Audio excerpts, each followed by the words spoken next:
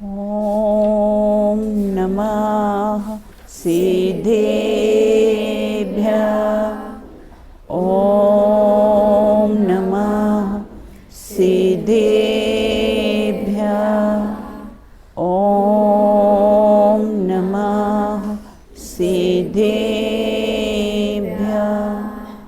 तत्त्वार्थसूत्रकर्तारं गृद्धपीक्षोपलक्षितं वन्दे गणीन्द्रसञ्जात मुमास्वामी मुनीश्वरं मुमास्वामी मुनीश्वरम् मोक्षमार्गस्य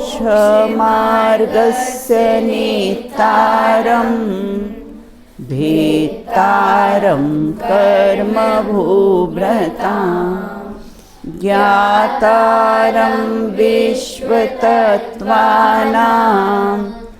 वन्दे तद्गुणलब्धये वन्दे तद्गुणलब्धये।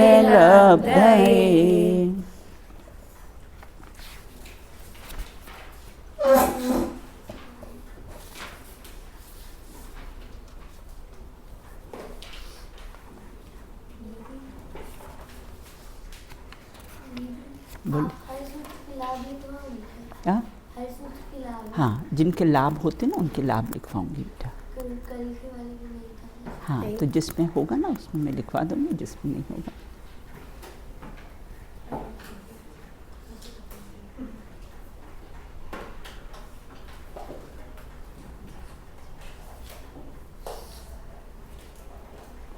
सम्यक शब्द का अर्थ क्या है?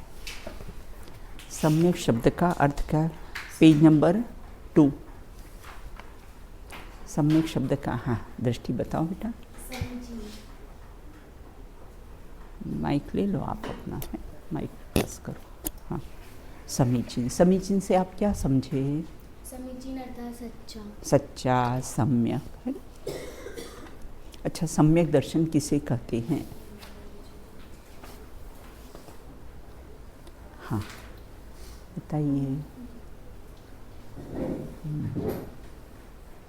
रक्षा बताइए। ऐसा कोई ज़रूरी नहीं कि जो हाथ उठाए मैं उसी से पूछूंगी, है ना, मैं सबसे पूछ सकती हूँ। हाँ, रक्षा बताओ, सम्यक दर्शन किसे कहते हैं? बैठ जाओ, बैठे बैठे बैठे। हाँ हाँ, ये भी तुमने अच्छा क्वेश्चन पूछा है ना। अभी तो कैसे व्यवहार से ही बताओ। 7 तत्वों का श्रद्धानी सम्यक दर्शन है। बहुत बढ़िया, बिल्कुल। ये चार्ट सबको याद हो गया है और सबने अपनी डायरी में नोट कर लिया है। हाँ, दर्शन किसे कहते हैं? दर्शन किसे कहते हैं? हाँ बताओ बेटा। श्रद्धा को दर्शन कहते हैं। सम्यक ज्ञान किसे कहते हैं? सम्यक ज्ञान किसे कहते हैं? हाँ बताओ। हाँ, 7 तत्वों के सही ज्ञान को। हाँ, अपने इसमें भी जो डेफिनेशन आई है ना, जिस जिस प्रकार से जीवादि पदार्थ अवस्थित हैं उनको उसी रूप से जानना सम्यक ज्ञान। बहुत बढ़िया। मोक्ष मार्ग 3 है ना? क्या यह बात सत्य है? नहीं। और नहीं है तो क्यों नहीं है? नहीं है तो क्यों? हाँ चलो, हाँ आराध्या बताओ। श्रद्धा, सॉरी, श्रेया और श्रद्धा। हाँ श्रद्धा, अच्छा आराध्या तुम हो। अभी मुझे नाम याद हो जाएंगे। बोलिए बेटा। मोक्ष मार्ग तो एक ही है। हाँ हाँ, सम्यक दर्शन, सम्यक ज्ञान, सम्यक चारित्र, तो इसकी एकता को मोक्ष मार्ग कहा है। बहुत बढ़िया, बिल्कुल, है ना। फिर बताएं तो 3 है, नाम तो 3 आए हैं। इन तीनों से मोक्ष मार्ग होगा। हाँ, इन तीनों की एकता से होगा मोक्ष मार्ग होगा। जैसे अपने आत्मार्थी ट्रस्ट का उदाहरण दिया था ना, कि आत्मार्थी ट्रस्ट तो एक ही है, आत्मा तो एक ही है, लेकिन बहिरात्मा, अंतरात्मा, परमात्मा, ऐसे 3 भेद किए हैं। आत्मा तो कैसा है? एक ही है। अच्छा, ये जो अपने निश्चय से सम्यक दर्शन किसे कहते हैं और व्यवहार से सम्यक दर्शन किसे कहते हैं? निश्चय से सम्यक दर्शन किसे कहते हैं और व्यवहार से सम्यक दर्शन किसे कहते हैं? हाँ, याशिका बताइए। हाँ,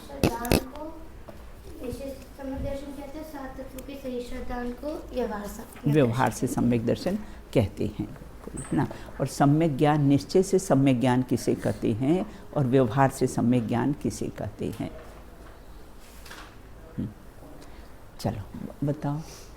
या एक तो याशिका और दूसरी श्रेया। हाँ हाँ, सही ज्ञान को सम्यक ज्ञान कहते हैं और परद्वारों से भिन्न आत्मा को जानने को निश्चय से सम्यक ज्ञान। बहुत बढ़िया।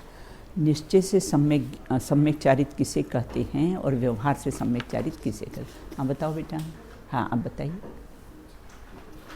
अशुभ और अशुभ से निर्वृत्ति और शुभ से प्रवृत्ति को व्यवहार से सम्यक चारित्र कहा और परद्रव्यों से भिन्न आत्मा में लीनता हाँ, निश्चय से सम्यक चारित्र। बहुत बढ़िया। ये यहाँ ऐसे नहीं करो, है ना। आप कुछ भी बॉडी का कुछ भी एक्शन करोगे ना तो आपका माइंड 20% उधर चला जाएगा और आप जो बोल रहे हो ना, है ना, उसमें आपका फिर माइंड नहीं रहेगा। इससे कोई भी शारीरिक चेष्टा नहीं, है ना। कोई हाथ ऐसा ये करना, वो करना, पैरों को हिलाना, है ना, इसमें क्या होता है, माइंड बेटा है ना 80% काम करता है, 20% उसमें चला जाता है। इससे कोई भी शारीरिक चेष्टा नहीं होनी चाहिए। चलिए,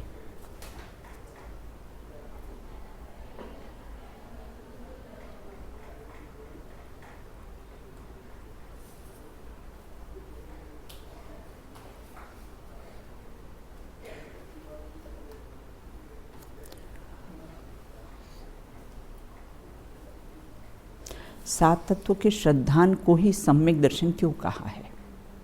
सात तत्वों के श्रद्धान को ही सम्यक दर्शन क्यों कहा है? हालांकि मैंने क्वेश्चन का आंसर आपको बताया नहीं है ना।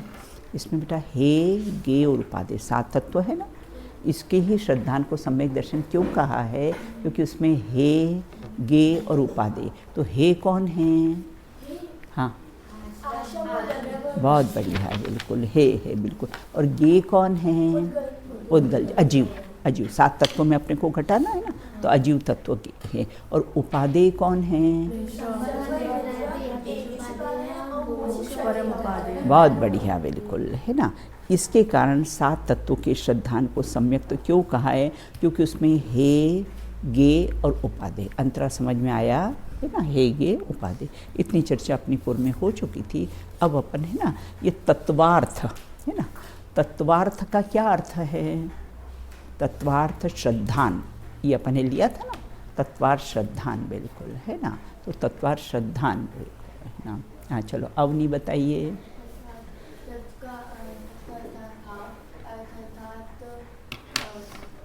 बहुत बढ़िया। नहीं, तीन शब्द, तत्व, अर्थ और श्रद्धान, है ना। तत्वार्थ श्रद्धान, तीन शब्द है ना।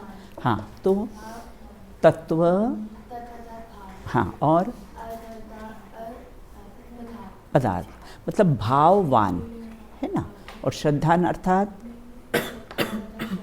प्रतीति, विश्वास, है ना। प्रतीति और विश्वास, बिल्कुल, है ना। अब इसको एक एग्जाम्पल से समझाओ। आप क्या समझे इससे? आपको भाव भाषण क्या हुआ? तत्व और अर्थ, भाव भाषण क्या हुआ? आपको एग्जाम्पल से समझाइए ना मुझे।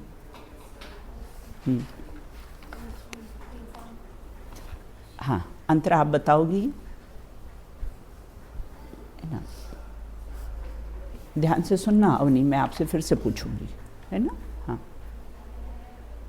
चलो, बताओ। अंतरा ख्याल में आया? तत्वार्थ, तीन शब्द आए थे ना, तत्व, अर्थ, श्रद्धान। हाँ चलो, बताओ बेटा। हाँ चलो, भूमि, ये मोक्षी, मोक्षी बताइए।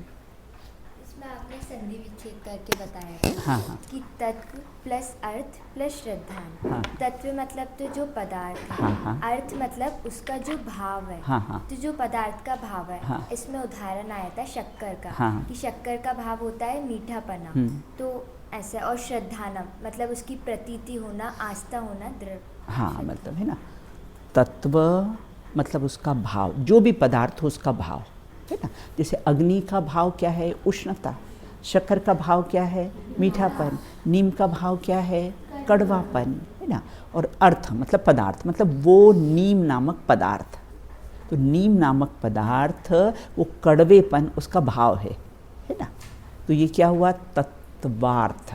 भाव प्लस भाववान इज इक्वल टू तत्व, है ना। तत्वार्थ, इसका नाम तत्वार्थ है। और क्या हुआ उसके बाद? श्रद्धान मतलब प्रतीति। ख्याल में आया तत्वार्थ का अर्थ ना। इतनी अपनी चर्चा हुई थी। आज अपन आगे चर्चा करेंगे, तीसरे सूत्र पर अपन चर्चा प्रारंभ करेंगे। अब जो ये तीसरा सूत्र है, इस तीसरे सूत्र में ये बताया गया है कि सम्यक दर्शन की उत्पत्ति किस प्रकार से होती है। सम्यक दर्शन उत्पन्न होता है या स्वयं से होता है, कि किसी के उपदेश से होता है, कि पूजा से होता है, कि पाठ से होता है, किससे होता है? सम्यक दर्शन की उत्पत्ति किससे होती है? उसके उत्तर में इस सूत्र का जन्म हुआ, है ना। तन्नी सर्गा दधि माधवा। तन्नी सर्गा दधि माधवा। देखो, अभी आपको सीखना हो ना, तो आप क्या करो, जहाँ से मैं संधि विच्छेद करती हूँ ना, तो बेटा वहाँ डॉट लगा लिया करो, है ना। अंतरा आपका नोटबुक और सब कहाँ पर है? हाँ, सेमी डाउन। अच्छा, तो यहाँ ये कहते हैं कि कैसा है ना, जहाँ से भी है ना, क्योंकि मैं आप लोगों से पढ़वाऊँगी फिर ना। तन्नी सर्गा दधि माधवा। तन्नी सर्गा दधि माधवा। तन्नी सर्गा दधि माधवा।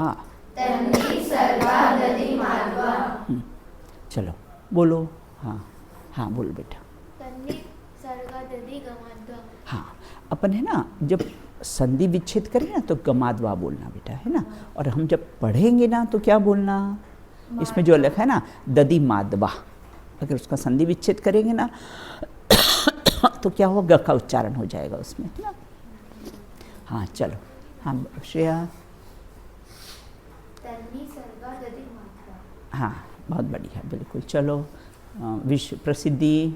तन्नी सर्गा दधि माधवा। हाँ, चलिए अब इसका अपन अर्थ देखते हैं, है ना। तन, है ना, संधि विच्छेद करेंगे तो उसका हिंदी में होगा तत्।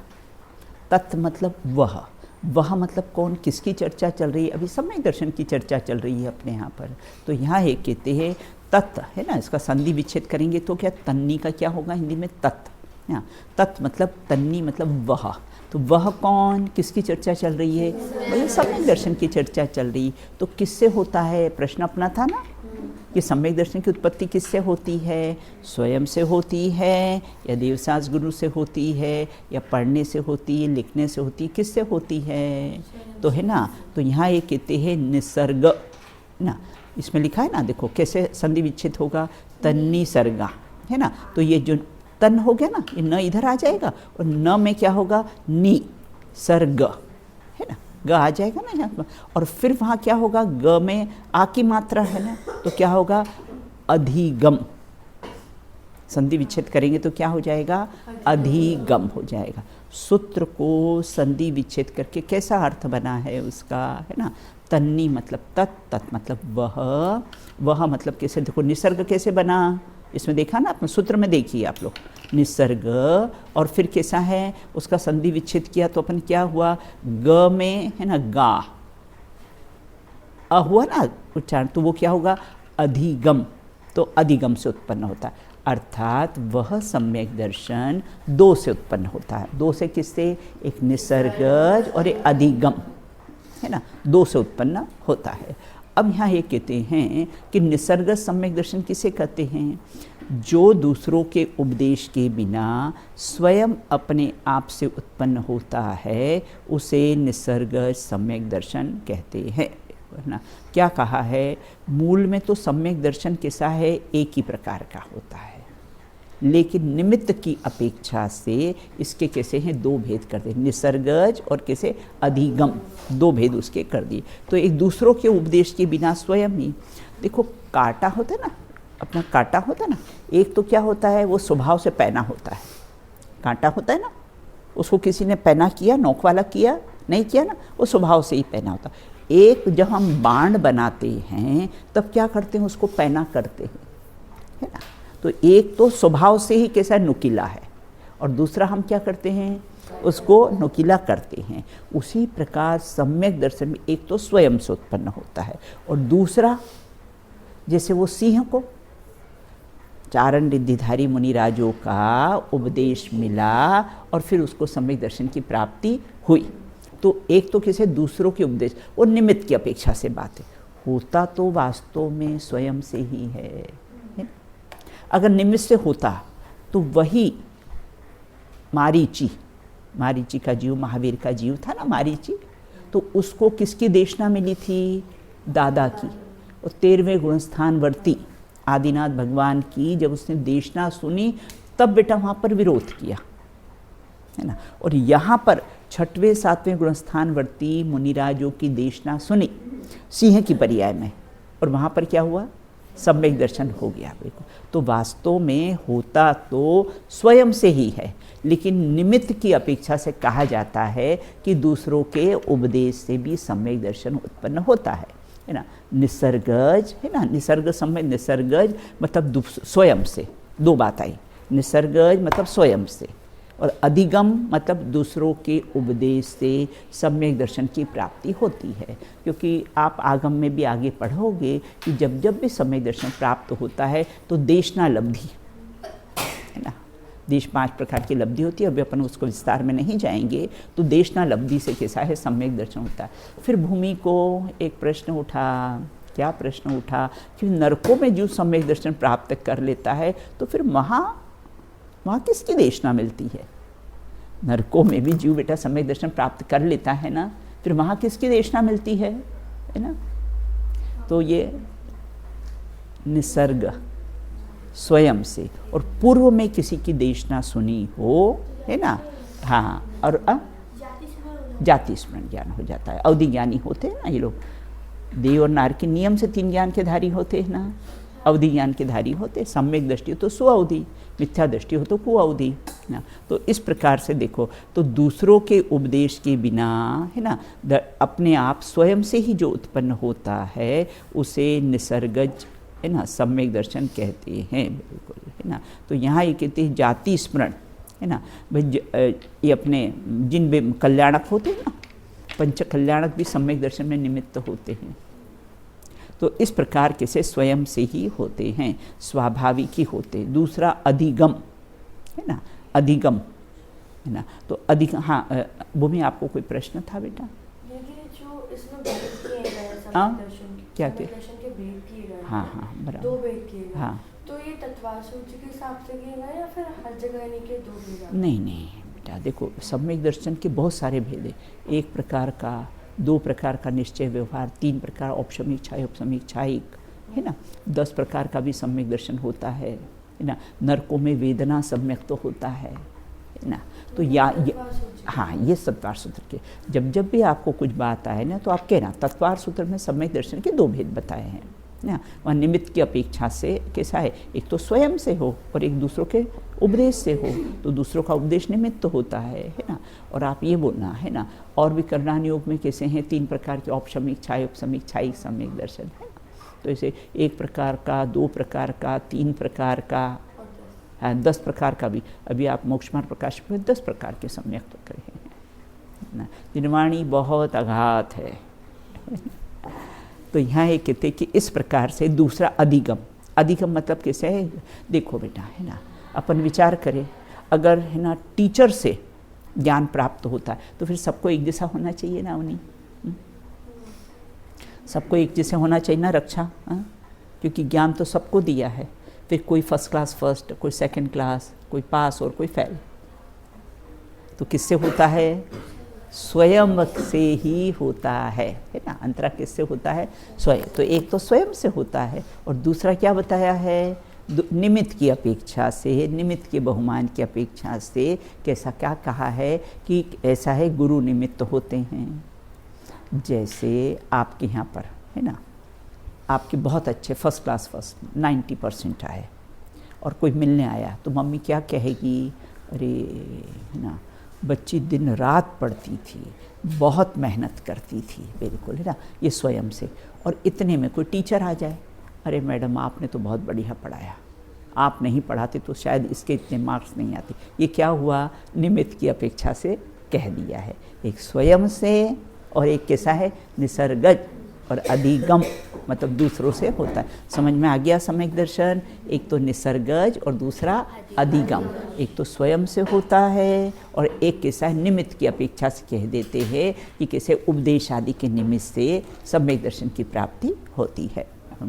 अब आगे कहते हैं क्या निसर्गज अधिगमज में क्या अंतर है ना। निसर्गज अधिगमज में कैसा होता है, ये अंतर पाया जाता है कि देखो आपको एग्ज़ाम्स में अंतर का क्वेश्चन भी आएगा ना, तो कुछ कुछ अंतर के क्वेश्चन भी आपको याद करना है ना, जैसे निसर्गज और अधिगमज ना, इस प्रकार के भी अंतर आपको आ सकते हैं। बिल्कुल, तो निसर्गज स्वयं से होता है, अधिगम मतलब प्रत्यक्ष निमित्त से होता है। वह सिंह को डायरेक्ट मुनिराजों का कैसा है, प्रत्यक्ष निमित्त मिला, तो उससे भी कैसा है उत्पन्न होता है, बिल्कुल है ना। तो धर्म श्रवण ये बहिरंग कारण है और स्वयं से हुआ वो अंतरंग कारण है। सम्यक दर्शन स्वयं से हुआ अंतरंग कारण है और दूसरों से उत्पन्न हुआ वह बहिरंग कारण है ना। तो इस प्रकार से देखो, ग्रहित मिथ्यात्व के अभाव में निसर्ग सम्यक दर्शन होता है ना, और अग्रहित मिथ्यात्व के अभाव में निसर्ग सम्यक दर्शन होता है, और ग्रहित मिथ्यात्व के अभाव में अधिगम सम्यक दर्शन उत्पन्न होता है। दो बात आई है इसमें है। चलो अब आगे कहते, क्या निसर्गज में उपदेश जरूरत है? इस भाव में नहीं, पूर्व भाव में उपदेश सुनना जरूरी है। जब जब भी सम्यक दर्शन होगा देशनालब्धि निमित्त रूप में होगी, बिल्कुल। तो चलो फिर अपने को प्रश्न उठा क्या कि फिर नरकों में कहाँ होता है ना।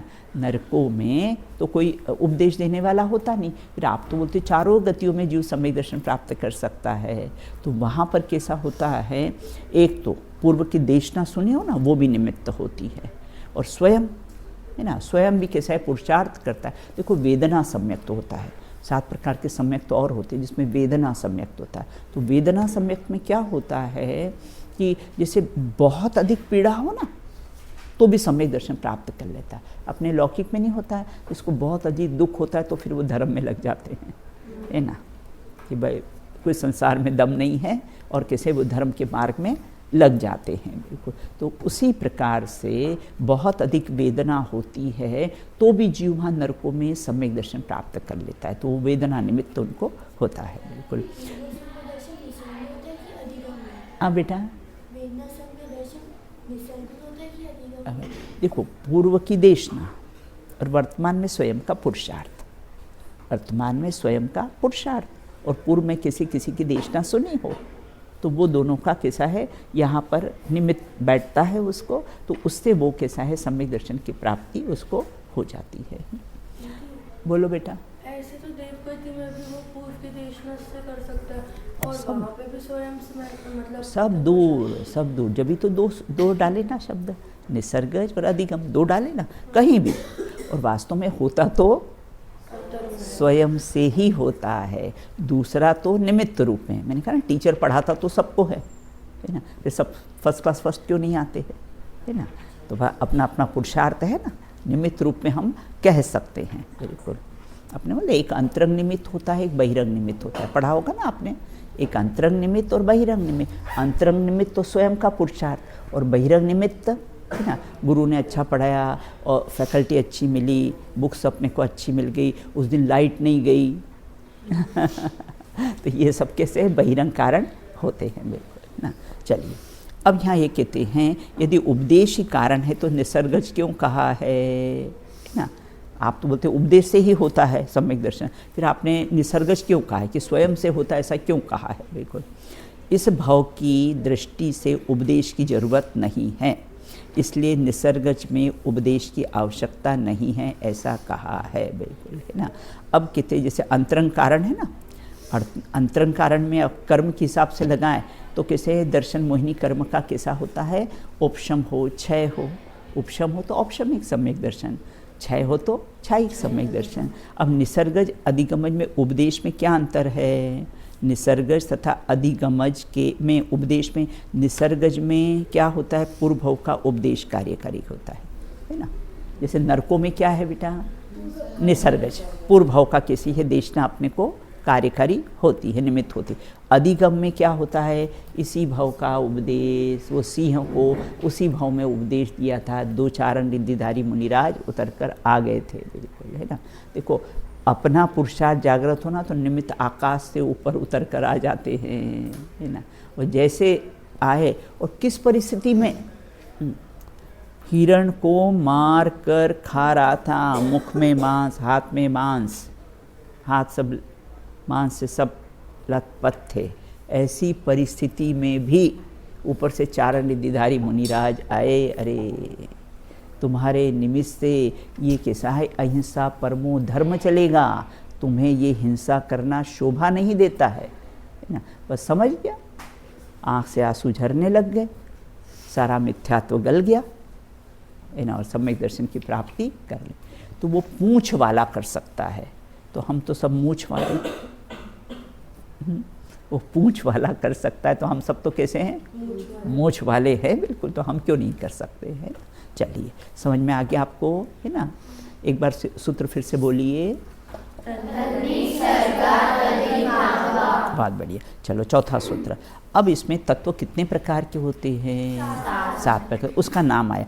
अब आपको कोई पूछे कि तत्व कितने प्रकार के होते, तो आपको सूत्र में जवाब देना है, क्योंकि आप तत्वार सूत्र के पाठी हो गए हो, है ना। तो आपको सूत्र में जवाब देना है। चलो पढ़ते। जीवा जीवाश्रव, जीवा जीवाश्रव, जीवा जीवाश्रव, जीवा जीवाश्रव, बंध संवर, बंध संवर, बंध संवर, बंध संवर, निर्जरा, निर्जरा, मोक्षास्तत्वम, मोक्षास्तत्वम, मोक्षास्तत्वम। मोक्षास्तत्वम। चलो अब कंटिन्यू में, अभी तोड़ तोड़ के पढ़ा ना, अब कंटिन्यू पढ़ेंगे। जीवा जीवाश्रव, जीवा जीवाश्रव, बंध संवर निर्जरा, बंध संवर, निर्जरा, मोक्षास्तत्वम। मोक्षास्तत्वम। अब सब मिलके कंटिन्यू से पढ़ेंगे, है ना। जीवा जीवाश्रव, बंध संवर निर्जरा, मोक्षास्तत्वम। चलिए, हाँ, माइक किसके पास है?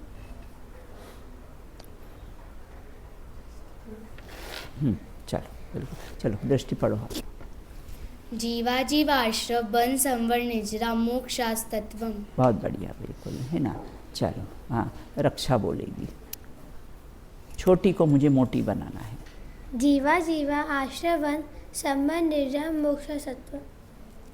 आप लोग बताएंगे कि क्या गलती करी है? मोक्ष सत्व। हाँ? अच्छा, अवनी तुम बोल के बताओ, फिर आपको फिर से बोलना है। आपने क्या गलती करी, आपको पकड़ में आएगी। हाँ बोलिए। जीवा जीवाश्रव, बंध संवर, निर्जरा, मोक्षास्तत्वम। हाँ, निर्जरा मोक्षास, स आधा है ना, उसका उच्चारण भी होना चाहिए, मोक्षास तत्वम, है ना। हाँ चलो, हाँ रक्षा बोलिए। जीवा जीवा आश्रवन संबंध निर्जरा मोक्षास तत्वम। मोक्ष, मेरी तरफ मत देखो, बुक में देखो, बुक में लिखा है बराबर, मोक्षास तत्वम। हाँ मोक्ष, देखो जीवा जीवाश्रव, यहाँ आश्रव नहीं पढ़ना है, संधि विच्छेद करेंगे तो आश्रव आएगा। ये सूत्र अपन पढ़ रहे हैं ना, तो क्या पढ़ना? जीवा जीवाश्रव, बंध संवर, निर्जरा, मोक्षास तत्वम।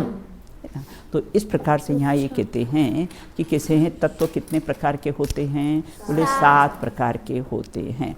आज आपका नियम है, आपको ये 2 सूत्र अकेले में 5 बार पढ़ना है।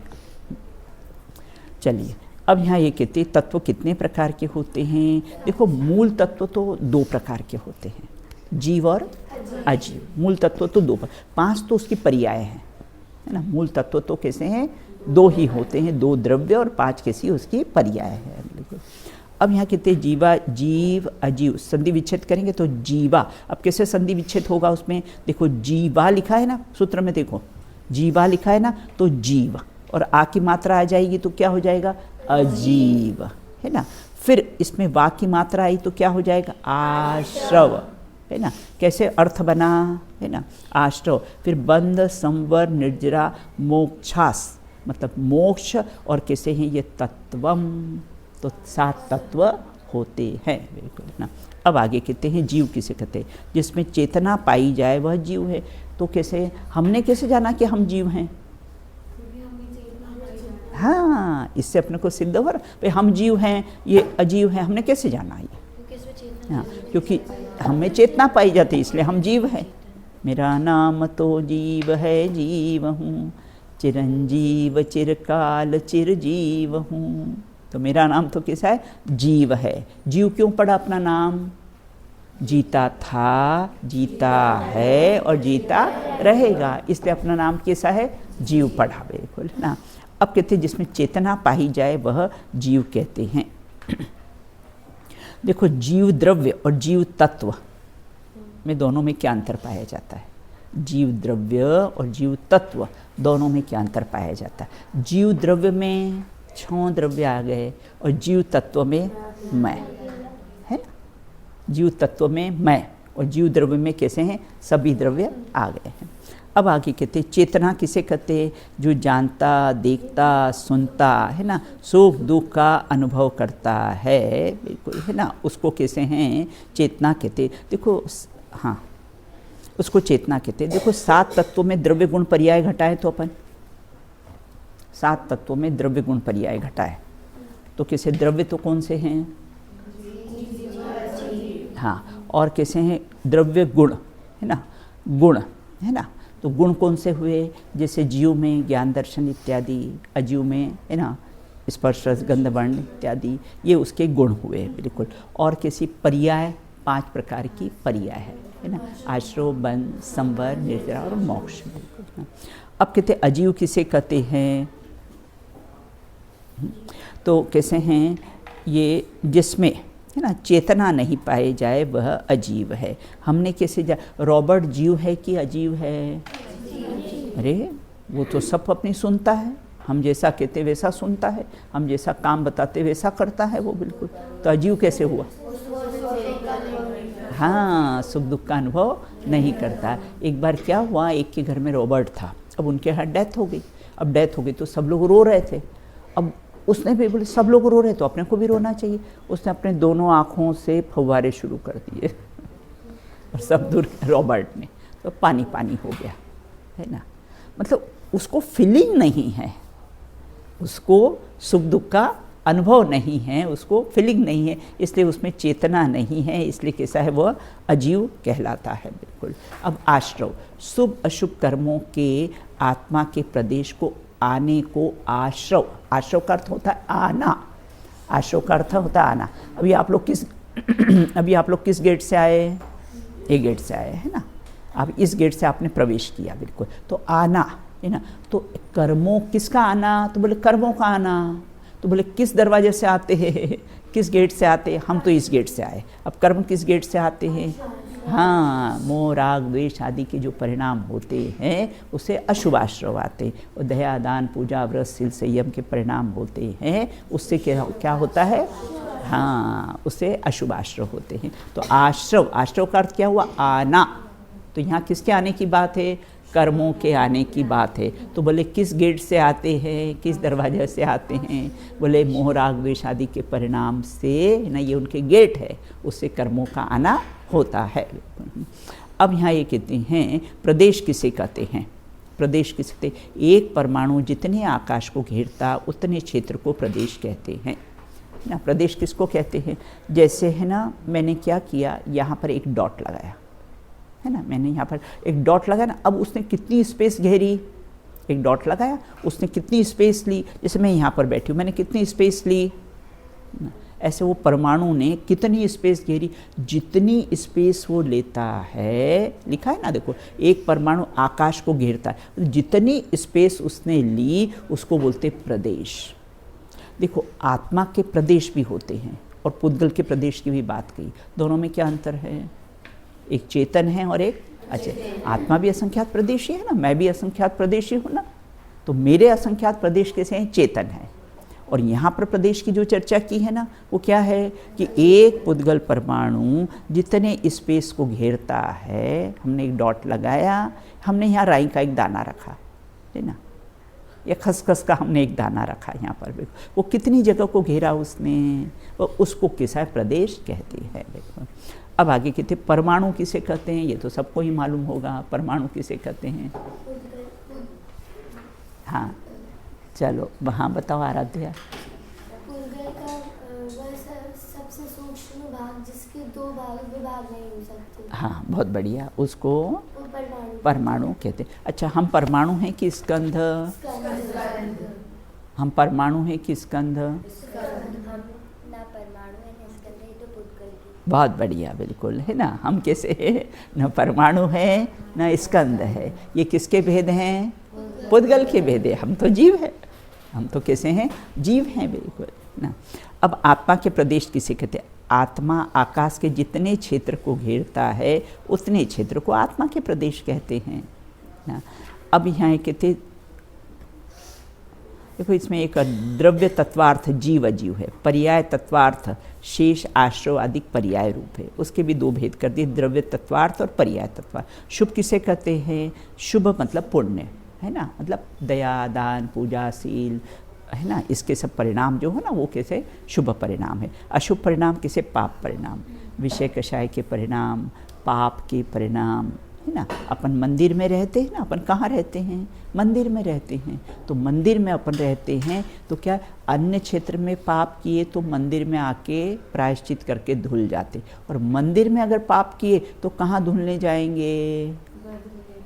कोई जगह है नहीं है ना। इसे अपन मंदिर में रहते हैं ना तो कोई भी पाप नहीं करना, हिंसा झूठ चोरी कुशील परिग्रह है ना, कोई भी पाप, क्योंकि हम मंदिर में रहते हैं। तो अन्य क्षेत्र में हम पाप करते तो मंदिर में जाके उसका प्रायश्चित कर लेते हैं ना। अब हम मंदिर में ही बैठे हैं तो अगर यहाँ पाप करेंगे तो कहाँ धुलने के लिए जाएंगे? कहीं भी धुलने के लिए नहीं जाएंगे। स्थूल रूप से है ना 5 पाप का त्याग कैसा ही करना ही चाहिए। बिल्कुल बोलो। यहाँ पर आया है आत्म प्रदेश, आत्मा आकाश के जितने क्षेत्र को घेरता सारे प्रदेश है। बराबर। आत्मा का तो कोई आकार ही नहीं। आत्मा ये है ना, शरीर के आकार का हो गया ना बेटा। आत्मा में एक संकोच विस्तार नाम की शक्ति पाई जाती है। वो चींटी के शरीर में जाता है तो छोटा हो जाता है, हाथी के शरीर में जाएगा तो बड़ा हो जाएगा, है ना। आत्मा असंख्यात पर इलास्टिक होता है ना, इलास्टिक खींचो तो चौड़ा, छोड़ो तो। इस आत्मा में एक संकोच विस्तार नाम की शक्ति पाई जाती है, जिसके कारण क्या होता है, वो फैलता भी है और सिकुड़ता भी है। 5 मीटर की साड़ी हो तो 5 मीटर का बैग चाहिए? 5 मीटर की साड़ी तो 5 मीटर का बैग चाहिए? नहीं चाहिए ना। वो कैसा एक छोटे से बैग में, पॉलीथीन में भी कैसी है 5 मीटर की साड़ी आ जाती है, बिल्कुल है। तो इस प्रकार से यहाँ आत्मा आकाश के जितने क्षेत्र को देखो, 2 मैंने कहा ना 2 लिया, प्रदेश में 2 लिया है ना। एक परमाणु में भी प्रदेश को लिया है और एक आत्मा के प्रदेश भी लिया है। तो आत्मा में क्या आत्मा आकाश के जितने क्षेत्र को घेरता है उस क्षेत्र को आत्म प्रदेश कहते हैं। बिल्कुल जितने क्षेत्र को घेरता है ना, मोटा हो तो ज़्यादा घेरे, पतला हो तो कम घेरे, बिल्कुल। हाँ अब आगे कहते हैं अशुभ। अशुभ किसको कहते हैं? अशुभ मतलब पाप को, बिल्कुल है ना। ये आश्रव भाव है ना, क्रोधादिक भाव है, पंचेंद्रिय के विषय सप्त व्यसन के भाव है। बंध किसे कहते हैं? आत्मा और कर्म के प्रदेश का परस्पर मिलना है ना, परस्पर मिलना, उसको क्या कहते हैं? बंध कहते हैं। लोह और चुंबक का परस्पर मिलना तो क्या है? बंध हो जाता है वो। उसी प्रकार से यहाँ कहते हैं आत्मा और कर्मों के प्रदेशों का मिलना, मिलन होना, बिल्कुल है ना, उसको क्या कहते हैं? बंध कहते हैं। उसमें भी द्रव्य बंध और भाव बंध। भाव बंध मतलब कैसा है? वो परिणाम, और द्रव्य मतलब जो आत्मा के जो ये कर्मों के जो वो हैं परमाणु हैं, उनका आत्मा के प्रदेश के साथ मिलना। जैसे देखो एक अपना नारियल होता है ना, नारियल का ऊपर का पार्ट, एक ऊपर का पार्ट होता है ना, और एक वो बाल वगैरह होते हैं ना, उसके बिल्कुल, है ना। तो एक वो पार्ट है ना, वो कैसा है, द्रव्य कर्म। 9 कर्म कौन सा है, वो कड़क वाला पार्ट है ना। और भाव कर्म कौन सा है, जो नारियल में जो वो लाल छिलारी उसी में लगी हुई रहती है ना, वो कैसा है, भाव कर्म हुआ। तो इस प्रकार से यहाँ ये कहते हैं कि आत्मा और कर्मों का परस्पर मिलना, उसको बंध कहते हैं। संवर किसे कहते हैं, रोकना। तुमने तो छडाला में पढ़ा ही है ना, रोक दिया ना। नाव में पानी भर गया तो क्या किया, अंतरा, पहले सबसे पहले नहीं, पहले पानी निकालेंगे, पहले कार्क लगाएंगे, फिर पानी निकालेंगे। नाव में पानी भर गया तो नहाने बैठ जाना, कितनी बढ़िया बात है ना। नाव में पानी भर गया तो नहाने बैठ जाना, तो डूब ही जाओगे, है ना। नाव में पानी भर गया है तो उसको कैसा है, निकालना। जहाँ से पहले आ रहा है पहले उसको ढक्कन लगाओ, कार्क, है ना। तो वो कैसा है, जो ढक्कन लगाया है ना, तो आश्रव को रोकना, वो कैसा है, संवर, है ना। वो आश्रव भाव आ रहे थे ना, मोराग्निश के गेट से प्रवेश कर रहे थे, तो अभी हमने उसको कैसा कारक लगा दिया, ढक्कन लगा दिया। अब वो कैसे रुक गए। अब जो हमारी सत्ता में पड़ेगा, अब उसको निर्जरित करेंगे हम। निर्जरा मतलब कर्मों का एक देश खिरना, निर्जरा करना, झड़ना, खिरना, है ना। जबलपुर का भेड़ा घाट में झरना कैसा हो रहा है निर्जरित हो रहा है, झड़ रहा है, बिल्कुल, है ना। और एक देश किसे कहते हैं, आंशिक रूप से यहाँ को कैसा है, एक देश कहते हैं, है ना। आंशिक रूप से यहाँ पर किसको कहते हैं, एक देश कहते हैं। जैसे साड़ी होती ना, साड़ी, तो क्या होता है, उसमें एक छेद हो जाता है, तो उसको सेकंड की साड़ी कह देते हैं, है ना। वो एक देश ही हुआ उसका छेद, लेकिन उसको कैसा है, सेकंड की साड़ी कह देते हैं। उसी प्रकार है कर्मों का एक देश के, अभी संपूर्ण नहीं किए ना, क्योंकि प्रोसेस चालू है झड़ने की। तो अभी एक देश कैसा है, निर्जरित। जैसे फीवर है ना, अभी 4 डिग्री है, तो अभी कैसा है, अभी 3 डिग्री, अभी एक देश ही हुआ। अभी तो कैसा है, 2, 1, 199 आएगा फिर। तो एक देश कैसा है, उसका कम हो जाना, कर्मों का एक देश कम हो जाना, झड़ जाना। एक देश किसे कहते हैं, आंशिक रूप को यहाँ पर एक देश का है। अब मोक्ष किसे कहते हैं, 7 तत्वों की बात बता दी है। अच्छा, मोक्ष तत्व समस्त कर्मों का आत्मा से अलग हो जाना, है ना। समस्त कर्मों का आत्मा से अलग हो जाना, उसका नाम मोक्ष है ना। एक बार मोक्ष प्राप्त हो गया फिर नहीं आवना। एक बार मक्खन का घी बन गया फिर वापस कैसा है, मक्खन बनता नहीं है। इस प्रकार से चर्चा की। अब इसका समय आपका हो गया है। एक लाभ बेटा बता देते कि इसको जानने से अपने को क्या लाभ हुआ।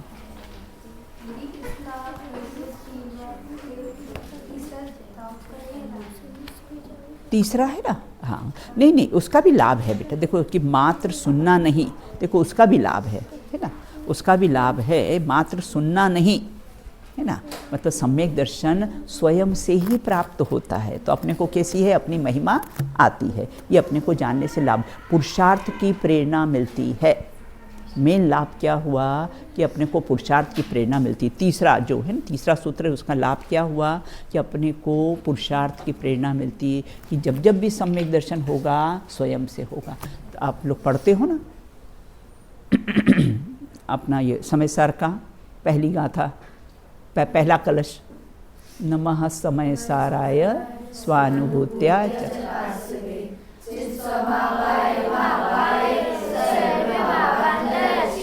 वहाँ स्वानुभूति शब्द है ना। जब जब भी सम्यक दर्शन प्राप्त है, स्वानुभूति, स्व की अनुभूति से, देवभूत्या चकासते नहीं, गुरुभूत्या चकासते नहीं, शास्त्र भूत्या चकासते नहीं। क्या लिखा है, स्वानुभूत्या चकासते। ये कौन सा हुआ, निसर्गज है ना। ये किसका हुआ, निसर्ग। जब जब भी होगा स्वयं से ही होगा, तो अपने को पुरुषार्थ की प्रेरणा मिलती है। बिल्कुल समय आप लोग का हो गया है। इसकी थोड़ी से जो लाभ है ना, उसकी शेष चर्चा अपन कैसी है बाद में करेंगे। 2 सूत्र पढ़े हैं, पढ़ लीजिए सूत्र दोनों।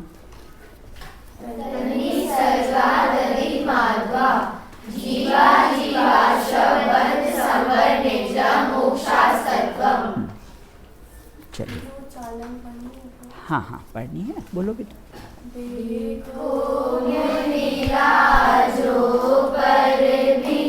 कैसे कैसे उपसर्ग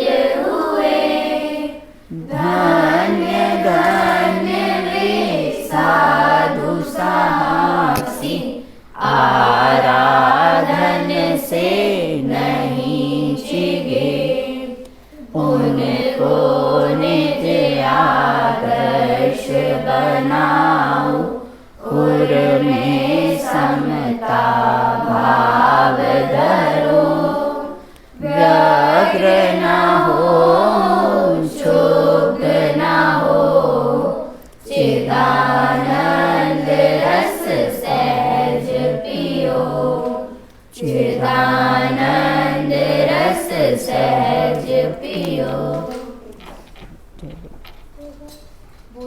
बोली अनंतानंद सिद्ध परमेश्वरी, बोली अनंतानंद सिद्ध परमेश्वरी भगवंतों की जय हो, नित्य बोधि राजशांगमयी जिनवाणी माता की जय हो, समस्त वितरागी संतों की जय हो, तत्वाद सूत्र अंतिम शासन नायक महावीर भगवान की जय हो, तत्वाद सूत्र जी की जय हो। अच्छा